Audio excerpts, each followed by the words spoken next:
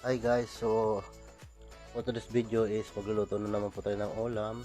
So time check is 5:30 ng hapon dito sa Pilipinas, no? At ayan guys, meron tayong tulingan, pritong tulingan, at ito yung pichay. Yan yung ricado natin. So abang-abang po tayo mga idol. Tara. At update natin yung sinaing natin kung kumulo na ba. So tingnan natin, no?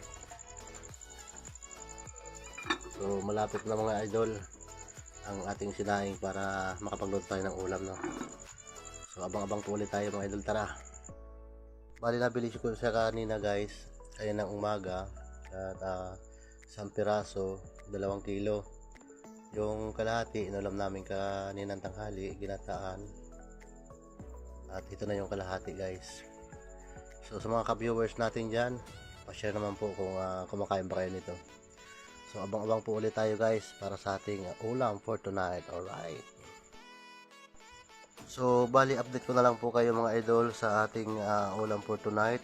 At sa mga kumakain po nito, inulit ko po, pa-like and share naman po.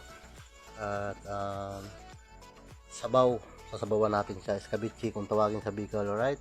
So hanggang dito na lang po muna ang ating video at mamaya po isusunod po natin yung pagluluto. Maraming salamat mga idol at God bless all.